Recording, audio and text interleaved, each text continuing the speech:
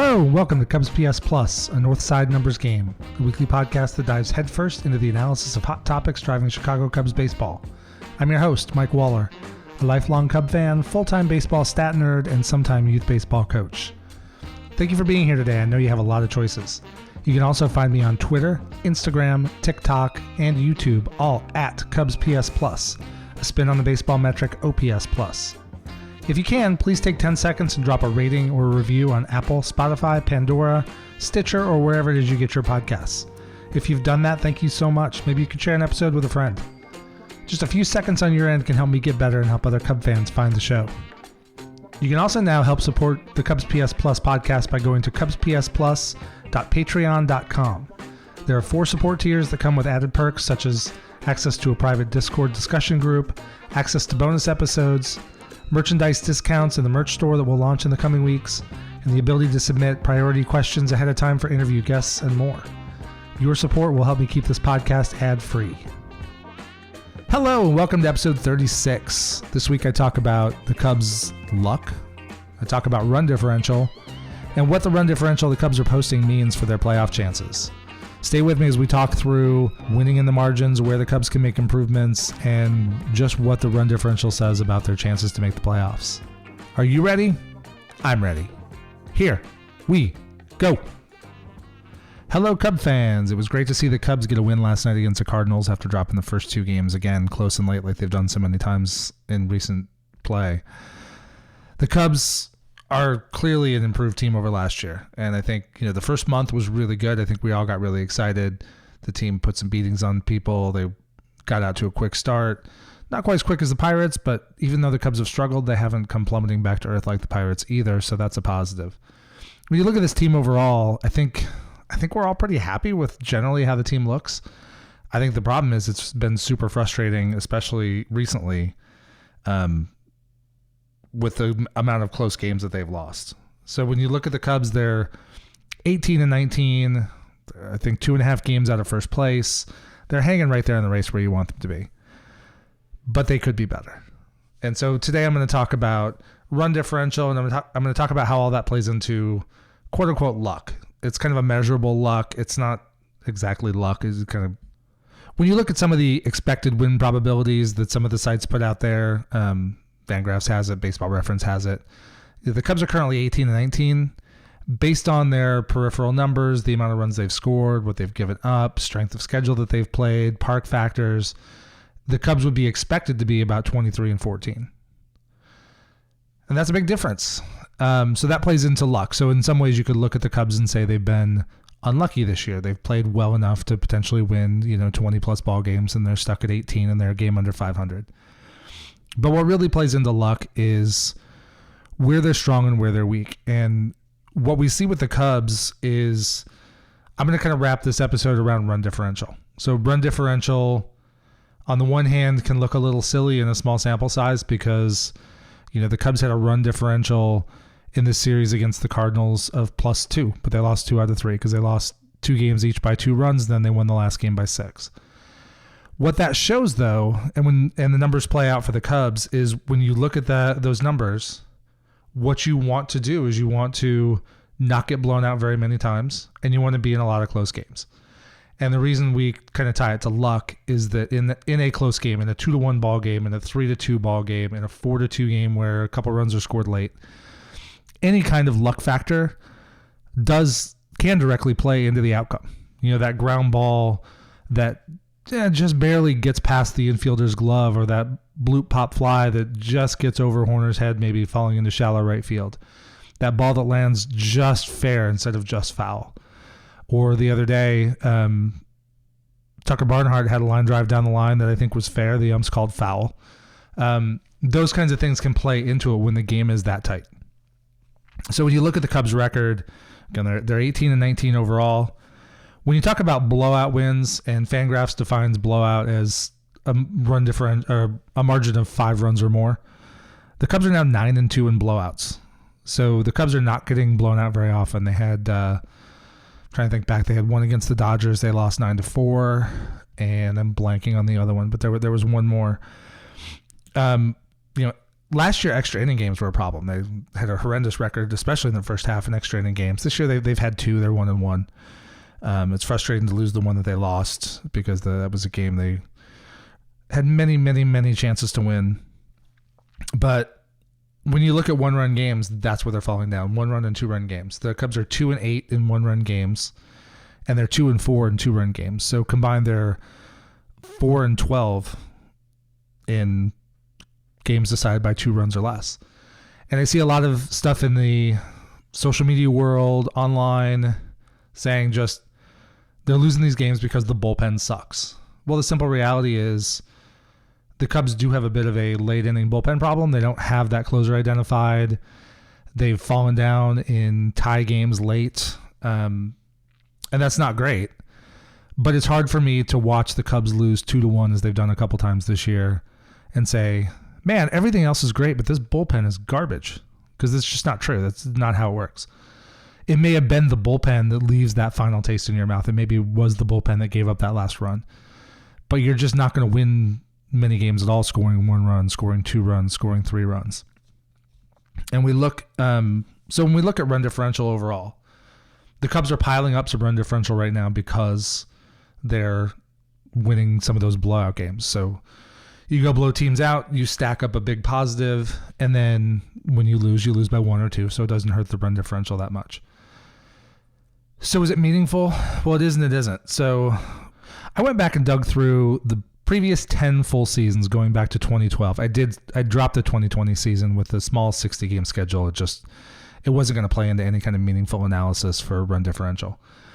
When you look at run differential, look at teams that had run differentials of 100 runs or more. It's happened 66 times since 2012. Almost 95.5% of those teams have made the playoffs. 63 out of 66. If you look at 90-plus run differential, 93% of those teams make the playoffs.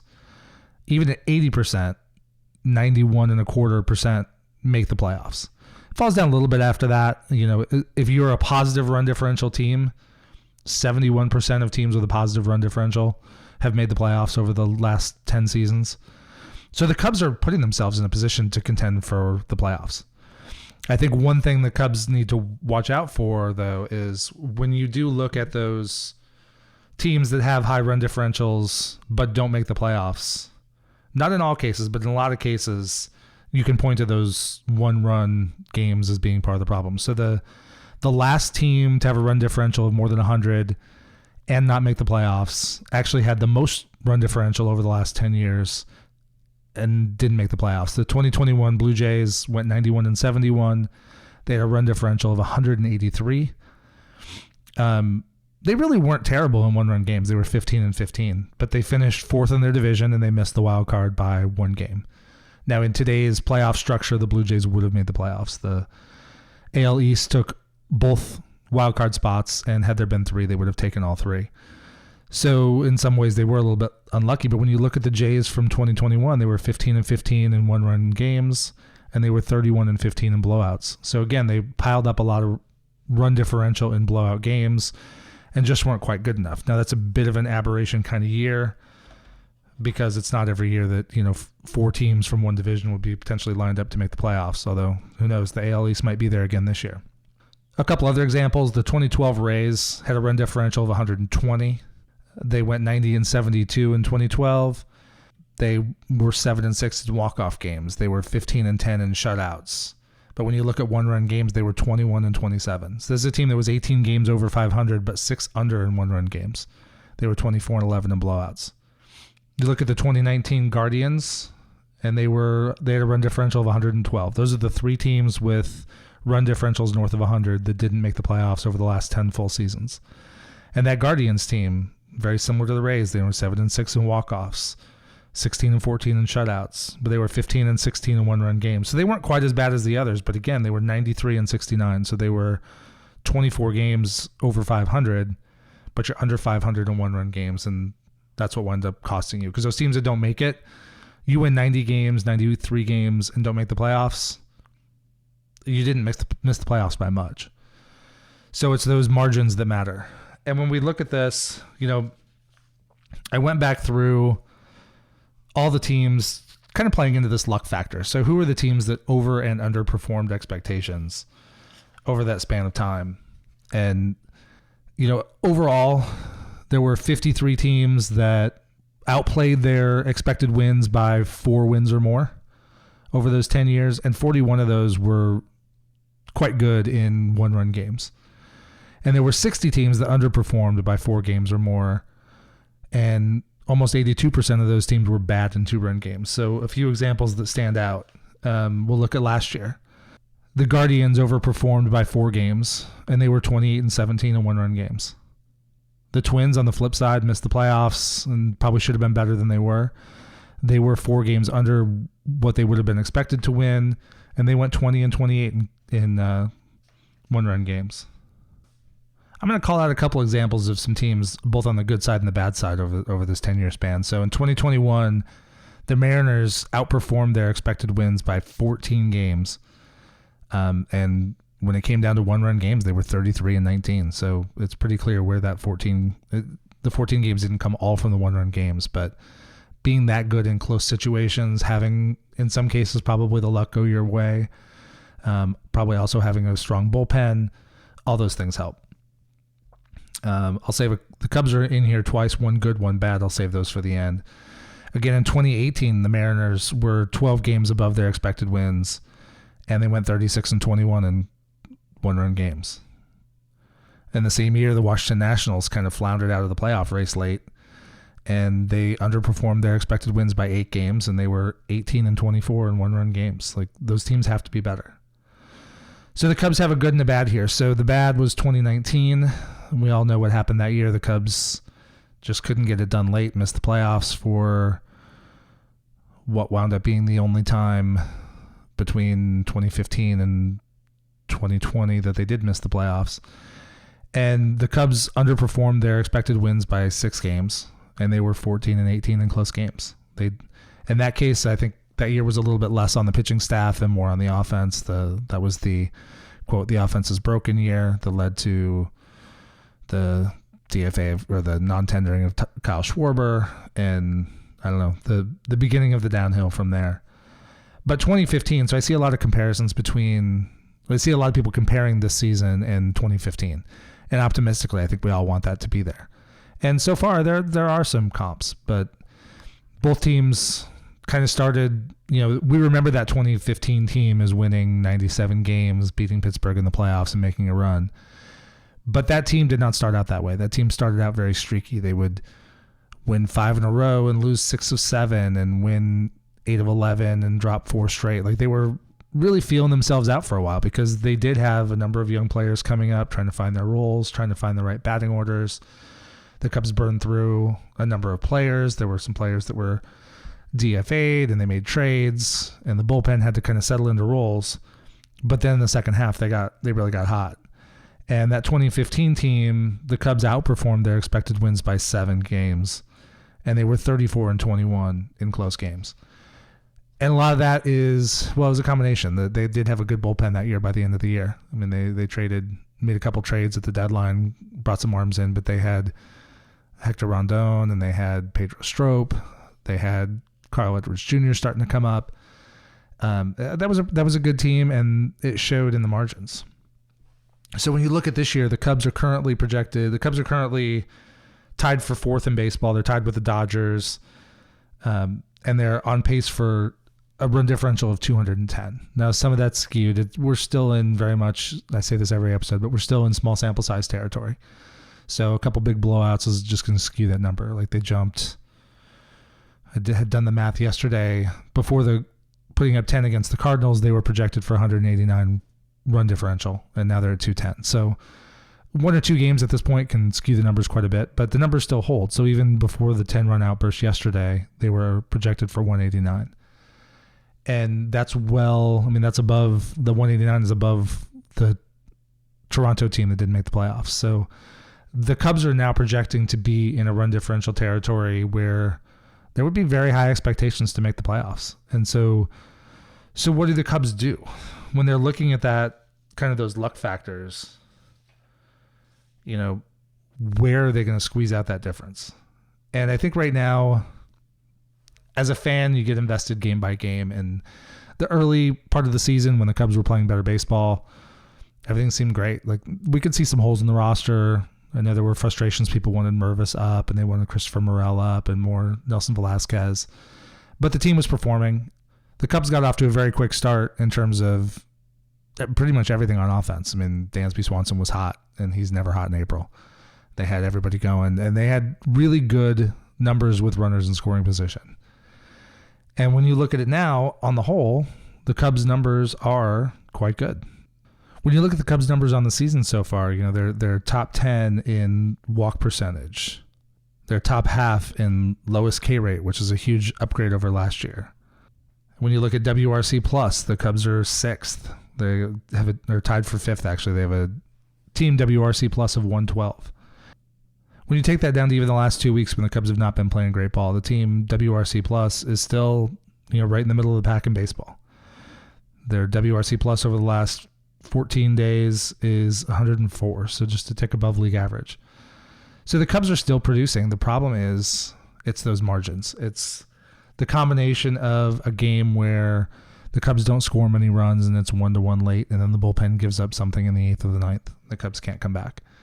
It's taking a start from Marcus Stroman where he's going to throw 6 or 7 innings. The Cubs only get him a run or two of support, and maybe he gives up 3 or he gives up 2 and leaves behind, or he leaves tied and then the bullpen gives something up. The Cubs, I've talked about this on previous episodes, right now the Cubs are playing in a way that puts pressure on the bullpen to be perfect, and the bullpen right now is taking the brunt of it.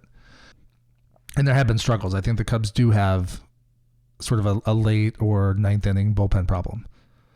It's not showing itself in blown saves. This isn't a case where the Cubs are taking 4-3, 4-2, 5-3 leads into the 9th and giving up 3 runs and losing those leads. The Cubs are in 1-1 games and 2-2 games and 3-3 games, or they're down 2-1 and they're throwing it to the bullpen.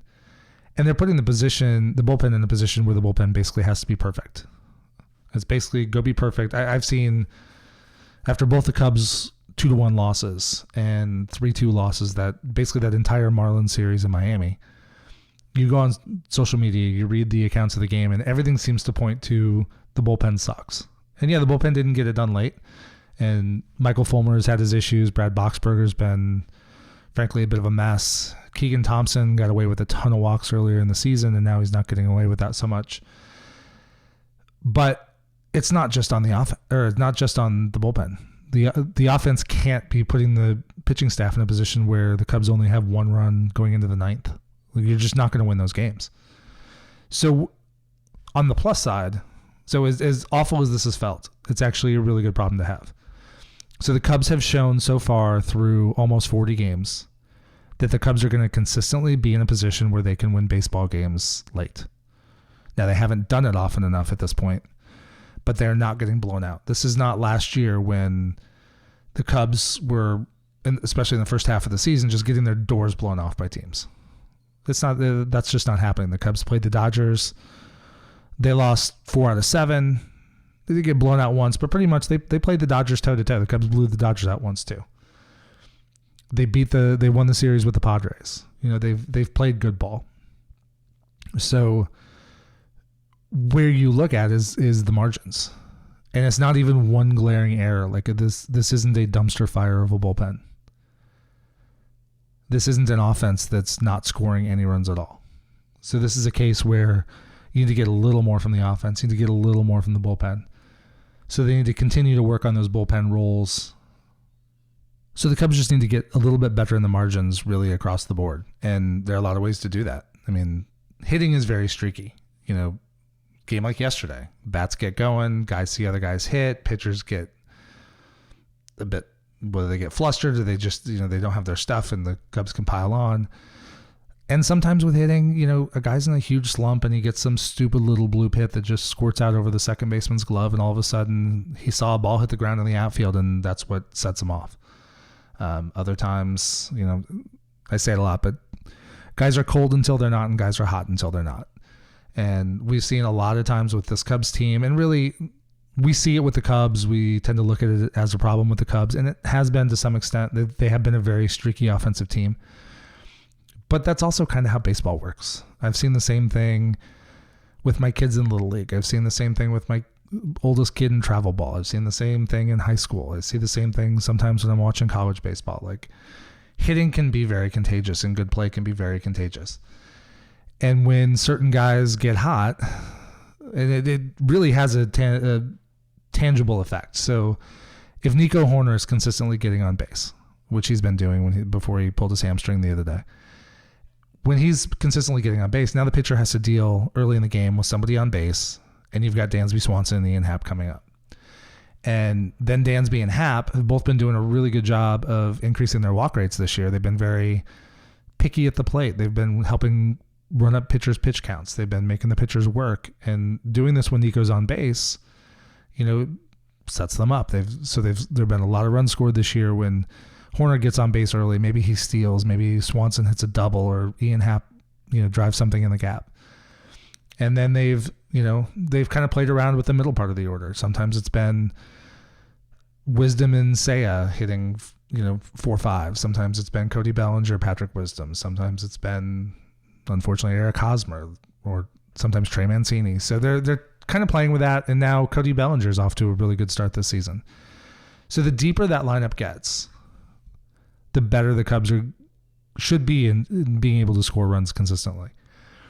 And one of the things that hurt them to start the season is they just had dead offensive spots on the roster. Now, I don't think they expected them all to be dead, but that was the reality. Torrens never really hit. Edwin Rios didn't get many chances, but when he did, he didn't hit either. Eric Hosmer has really, really struggled this year and probably is playing out the string. At this point, I would be surprised if he's still on the team June 1, but the Cubs do also seem to like him, and I had originally really saw him as being tied to Matt Mervis coming up, but now that Mervis is up and Hosmer's still on the team, that tie has clearly been broken, so one does not necessarily impact the other. And Tucker Barnhart is a kind of an offensive zero, and I'll talk a little bit about him in a minute. But he was brought in for game management and defense, and so I think he's been providing that. I did talk a couple episodes ago, kind of comparing Yan Gomes and Tucker Barnhart. I think one of the biggest differences is just Yan Gomes' offense this year. I mean, he's having a really good season, and we saw that last night. He came back from the 7-day concussion protocol and promptly hit another home run. So he's really going to get done both offensively and defensively behind the plate. And we saw Miguel Amaya come up. So I know there was some angst yesterday when Amaya got sent back down, but you have to remember, so Amaya is a guy who was one of the Cubs' absolute top prospects back in 2019, 2018, 2020. And he was rising fast through the Cubs system. But he has just had injury after injury after injury after injury that set him back, and that's cost him minor league reps. It's also, it's been 2017 or 2018 since he played an actual full season of healthy baseball. So I know some people were really getting antsy and wanting the Cubs to, DFA Tucker Barnhart. Well, that would be, at this point, as much as I like Amaya, he's got a great defensive reputation through the minor leagues. The pitchers in Chicago were raving about how he was managing the game. And he hits the ball hard. Like, he had a number of outs, actually, that were, 100-mile-an-hour exit velo plus. And I know some people kind of scoff at the exit velo game because exit velo doesn't guarantee anything. But the more consistently you hit the ball hard, the more consistently you're going to get on base. Maybe I'll do a deep dive episode in that one of these upcoming days, but it absolutely correlates. I mean, you hit the ball hard, a 2-hop ground ball becomes a 1-hop ground ball, which gives the infielder less time to get to it. So that tightens up the range. Maybe on a 80-mile-an-hour exit velo ground ball, a shortstop might be able to take 3-4 steps either direction to cover and get to that ball. With a hard hit ball, you might only get 1 or 2 steps. So it tightens up. It creates more holes for the ball to get to the outfield. So I really liked what I saw from Amaya, and I'm very interested in having Amaya up on this team. He's a dynamic bat, and he seems to be a very good catcher. The challenge is the health. Can the Cubs, in a season where they're hoping to make the playoffs, put a third-ish of their games at catcher into the hands of somebody who has missed just huge amounts of time over the past few years? They could, but it's a gamble. And the problem is, if Gomes gets hurt, then you're pushing Amaya into even more playing time. Or if Amaya gets hurt, you've let Barnhart go. Now you're looking at Dom Nunez, or you're fishing for somebody who's not currently in a major league position right now. And the drop off defensively and game management wise from the run prevention game standpoint from Tucker Barnhart could be pretty substantial. So I think for the moment the Cubs are doing the right thing. Amaya's never played AAA baseball. The Cubs called him up straight from AA, and now he'll have a chance to go back to Iowa and get some AAA reps. And if he stays healthy and keeps pushing, then the risk margin of an injury gets less and less as the year goes on. So if he continues to mash baseballs and he continues to play good defense, and Tucker Barnhart continues to struggle offensively, and the Cubs continue to need more in the margins, then at some point, in a month or two, maybe they do make the decision to move on and pull Amaya up, or just bring Amaya up as a third catcher and let him be a bat off the bench. They have options, and I think that plays into overall what I think the Cubs have been looking at. The Cubs have moved guys around in the bullpen, and they have moved guys around the roster. They've made changes. They let Luis Torrens go. He was traded to Baltimore for cash considerations after being designated for assignment. I saw he was then subsequently DFA'd from Baltimore. They sent Edwin Rios down. They've had Nelson Velasquez up and down a couple times. They've had Javier Assad up and down a couple times. They've made the move on Mervis. Matt Mervis is now up in Chicago, and he's off to a pretty good start. I mean, we're going to see some strikeouts from him. There is absolutely a difference between AAA pitching and Major League pitching, but this is where he needs to be. Unless he struggles tremendously, I expect him to start 4 to 5 days a week, probably at first base, make it a game or two here at DH. And I expect them to push. And if he's got to learn, he's got to adjust. He'll hit some guys hard, and then the league will have a book on him. And then he'll have to counter adjust. I mean, that happens with every good young player that comes up. I like that they've made the move to pull Christopher Morel up. In 2 games, he's hit a home run, had a couple hits and an RBI double yesterday. I mean, he's a walking vibe. I mean, he just has so much energy, so much fun to watch. His personality is so infectious. He's a really good baseball player. The one thing to watch with Morel, and the reason why I was okay with him being in AAA to start the season, was that strikeout rate. Last year, he struck out north of 30% for the full season, but by the last month of the season, he was striking out more like 40% of the time. And I think with Christopher Morel's game, with his power, his speed, he can probably play at 30% strikeout rate, but you start getting up close to 40, and that's just not sustainable. There's just too many big spots you're going to be up, and guys are going to get you a swing and miss. So hopefully that's something that, Christopher Morel's walk rate in the minors was up substantially over anything he had done previously. So hopefully that's stuck. If not, he could always go back down again. But I like that the Cubs are playing in the margins. So teams change. And so the Cubs were a little bit short offensively. They had a few too many holes. There were too many times, frankly, where Eric Hosmer has been first base or DH and batting 5th or 6th. Patrick Wisdom is an interesting case. Like, he's a guy who coming into the season I thought should be basically a platoon. He should start against every lefty. When we saw him homer off a really tough lefty yesterday in Montgomery, he should start against every lefty and play against some righties that throw to reverse splits. Have Morel in there, or have Wisdom in there. He has a ton of power.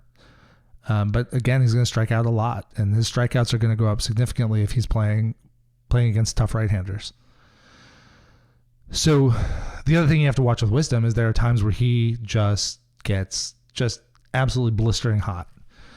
And when he's that hot, like we saw for a stretch earlier this season for about 6 or 7 games, he will hit anything from anybody. So when he's in that stretch, ride it out.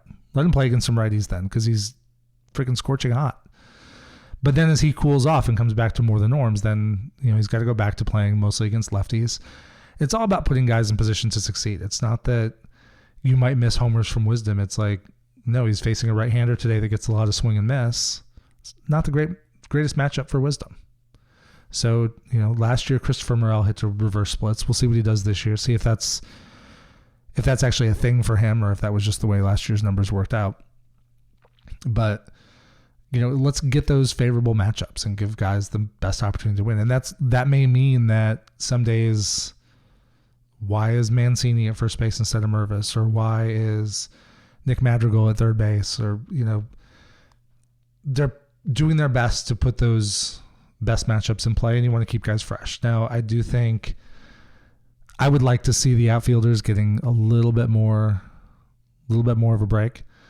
I would love to see, I think Hosmer is probably the next one to go, but I would love to see Nelson Velasquez find a way back up here and get a couple starts a week. But for right now, that's probably the Christopher Morel role. He'll probably play second base until Nico comes back. And then when Nico's back, Morel can go back to being kind of either that super sub, or he can take, maybe a third of the play at third base. A lot of options with him. I think you want that bat and that presence in the lineup. But trying to fill those holes and trying to have the fewest amounts of sort of dead outs in the lineup. We saw that last year. Early in the season, there were too many games where you had Jonathan VR, Jason Hayward, Andrelton Simmons, Rafael Ortega all in the same lineup. And it's great that you have Horner and Happ having good years and say it was off to a quick start, but there just wasn't enough in that lineup. Now when you look at that lineup, and the lineup they put out yesterday was very solid against the lefty. You had Madrigal leading off, which I don't necessarily love Madrigal leading off, but with Horner out, probably the only other great candidate is Happ, and they clearly like him in the 3-hole, and I think he's comfortable there. And I think with Ian Happ, he's shown in the past as he has bounced around the lineup or as he's bounced around positions, he didn't play as well. So if you get the best Ian Happ by batting him third and keeping him in left field, let's just keep the best Ian Happ out there. I'm good with that. But they had, Madrigal and Dansby, Happ, Seiya Suzuki had a big double last night. Patrick Wisdom was in the lineup. Trey Mancini was in the lineup. Christopher Morel, Yan Gomes. That lineup is suddenly looking pretty deep, especially if the kids come up and hit. So I think seeing Mervis, seeing Morel out there is great. So what about the bullpen? The bullpen is mostly good. There were some complaints the other day when Tyone started, went 3 innings, and then Assad came in. I think everybody was fine with Assad coming in. That's kind of his role. He stretched out to starter distance, so he can certainly take a game and go, and now he's done it twice in a row very, very well. But there were some people scratching their heads about him starting the 9th. Well, I guess Alzolay and Leiter have been good, but there's really nobody that's established themselves as, you got to go to that guy in the 9th inning. And so I was looking at it as Assad being effectively a starter. He had pitched 5 innings, and he had pitched well. He had a really short and clean 5th inning. So for the 8th inning of the game, the 5th inning for him, and his pitch count was pretty manageable. So I was all for him going out. He gave up 1 run. Maybe it was 2. I can't remember. But, in retrospect, maybe they should have gone somewhere else. But that's one thing, as we look at this and want to look at where to put blame or where to, whether we complain about David Ross or not, and this is not going to be a defensive Ross. There, you hit Hosmer 5th as DH right now, you're asking for problems, because if you got to put Hosmer in the lineup, fine, but, hit him lower. But I see a lot of people looking at, well, that didn't work, therefore it was a bad decision. That's not really how baseball works. I mean, you can have, if you want to run that logic to its extreme, then if Dansby Swanson goes 0 for 4 and doesn't do anything spectacular in the field, then you could say, well, it was a mistake to put him in the lineup that day. Well, it's not. Baseball is a failure game.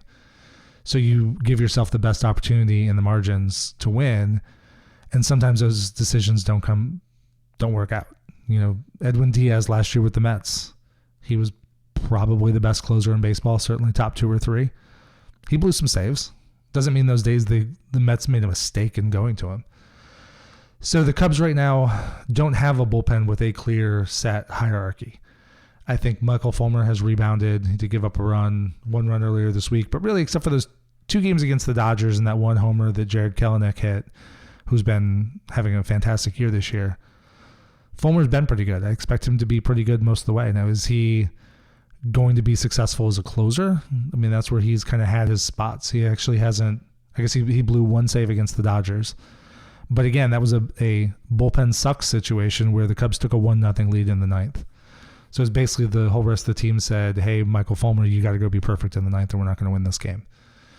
So that is on Fulmer to some extent, but when you give your pitching staff one run to work with, you're not exactly setting yourself up for success. So the other thing with this team is trade. So the Cubs have shown that they'll move a roster. They DFA'd a bunch of guys last year. They tried guys out, didn't work, move on. And we're seeing the same trend this year. I think fans just get frustrated because it's not all happening fast enough. I think a lot of us could agree that Hosmer probably should be gone. But I said before the season I thought he'd get 6 weeks. And that's basically where we are. That's where we'll be basically Monday. And now they may give him 2 months. But I think one of the reasons why I think we're seeing him play as much as he's playing is I think the front office has some sort of a target sample size they want in order to make cuts. And if you look around at the cuts in baseball, basically every year, unless somebody has off the field issues or whatever, you don't typically see guys with any level of proven track record of success TFA'd in the first 3, 4, 5 weeks. It just doesn't happen. You sign a guy, even if you get a guy who can be a bench bat like Hosmer, but is struggling, they're typically going to get a couple months because of that past track record. Now, someone like Luis Torrens, doesn't have that track record, so he got cut at 3 or 4 weeks. But guys like Hosmer typically don't. And if you go back and look through the transaction wires over the last several seasons, that's what you're going to see. You're not going to see very many big names DFA'd in April. You're not even going to see very many big names DFA'd in May. But once you start getting into June, July, after that, moves start to happen. So the Cubs are doing that. Also, you have to remember there are trades. So teams often don't end the same team that they started with. Sometimes maybe you have expectations, maybe you don't. But if you're not contending by July, you wind up in a sell-off mode. The Cubs started 2021 with Chris Bryant and Anthony Rizzo and Javier Baez and Andrew Chafin and all those guys. And then by the end of the season, they were gone because the Cubs lost 11 games in a row and went into sell-off mode. And sometimes you're the team that's acquiring guys. Sometimes, I remember the 2003 Cubs, all of a sudden they picked up Randall Simon and Aramis Ramirez and Kenny Lofton and a couple pitchers. You can change the profile of your team. And so I think that's where the Cubs are headed this year. And if the Cubs keep this run differential up, to kind of take it back to the original topic, the Cubs are going to be competitive. I think they're going to hang around 500 for a good chunk of the season. There will be down stretches. Obviously, they're 7-13 in their last 20. But they're going to come back, and at some point they're going to win 6 out of 7, 10 out of 12, and then they'll probably lose 6 of 8 again. I mean, that's kind of how this team is built. They're going to stay, I think, right around 500, and we'll see what happens after they get through this kind of the tough early schedule, get through the All-Star break in July. If they're contending, and I expect them to be, if this run differential stays up, they're going to have the ability to add guys. I don't think they're going to go crazy in adding guys. I don't think this isn't quite a team that would be expected to make a deep run in the playoffs and contend for a World Series. But you can certainly, the Cubs have enough prospect depth to go pick up a couple bullpen arms. We'll see what happens. Hopefully they stay healthy, knock on wood. But right now the starting rotation looks great, and Kyle Hendricks is on the way back. The bullpen is going to get Cody Hoyer probably around June 1st. And the Cubs also have a number of arms in the minors that are looking like they're pretty ready to go if the Cubs can clear roster spots and get them up. So there's a lot of opportunity to add talent here, which can definitely help in these sort of margin games. Is very painful to watch. The one thing I don't expect to see, I've seen some talk lately about trading Marcus Stroman, trading Cody Bellinger, or extending Cody Bellinger. And I think Carter Hawkins talked about this the other day. He was asked about extending Cody Bellinger. And that's a tough spot right now. So he's had a great start to the season. He's looking maybe not quite MVP level, but certainly, top tier potential free agent on the market in the offseason. And the Cubs have him right now, and there is a temptation to say, well, shoot, if he's going to play like this, let's lock him up because he's shown he can do it. There's risk in that given his performance the last couple of years, but also like he's going to be expensive. If he plays the way he's playing right now all season, he's easily looking at $20, $25 million per year in free agency, probably looking at least a 5 or 6 year deal. And this would be at a time when you already have Ian Happ and Seiya Suzuki locked up for another 3 to 4 years at the corner outfield spots. And you have a number of, 5 of the Cubs' top 10 to 15 prospects are outfielders. And a couple of them are knocking at the door. I mean, PCA's in AA right now. And we've shown Miguel Amaya, Christopher Morel, when you're in AA, you're within range of a call up. So, PCA could potentially be starting in center field next year. He could be up getting some time later this season. There's Nelson Velasquez. Owen Casey is killing it in AA. So there are just so many options that I don't know if it makes sense to sign him. But I do think unless the Cubs really just fall apart, it makes no sense to trade him. After the past couple of years where the Cubs have basically given up midseason, they've traded away all their stars. If the Cubs are hovering around 500, they're in contention. Maybe they don't add a ton, but I don't think you can subtract from this team. That would just be the worst kind of messaging to fans. And I know you could probably trade Cody Bellinger and get a pretty good haul for him. Same with Marcus Stroman, who's expected to opt out of his contract at the end of the season. But you just can't give up chances to win. And if the Cubs are going to talk as much as they talk this offseason about trying to compete and trying to put a team together that could compete in the division, compete for a wild card, get back to the playoffs, being anywhere in the ballpark of 500 at midseason and then selling off Cody Bellinger and Marcus Stroman, what are you even doing? Just don't. If that means Cody Bellinger walks and you get a comp pick, okay. We did it with Wilson Contreras. We can do it with Cody Bellinger. It's not all about maximizing guys in terms of prospects. Sometimes, somebody would say, well, we can't let Cody Bellinger go and get nothing back for him. Well, what we're getting back for Cody Bellinger is the fact that he's competing for us and having a great season and trying to help the Cubs win. That's what you pay these guys for. If it all falls apart and the Cubs are 12 games out of a terrible division and their run differential is plummeted and they're just getting pounded by teams, sure, if Cody Bellinger is still having a good year, then maybe you do trade him off. But that's certainly not the direction I want to go. So I guess going forward over the next few weeks, keep an eye on that run differential. Hopefully the Cubs can start switching this up in the close game department. I'd love to see them get up closer to 500 and one-run games and maybe eventually move up more. They do have to shore up the bullpen. I think they need to continue looking at the offense and seeing how they can get maximum production, especially on those days when you're facing tough pitching and runs are few and far between. But there's a lot to like about this team, and right now the Cubs are putting up numbers that give them a pretty good chance to make the playoffs. And we talked about last year, 2 weeks ago, the playoff odds, Fangraphs. The Cubs are significantly higher in terms of playoff possibilities than they were at the start of the season. And I think a lot of that's the starting pitching.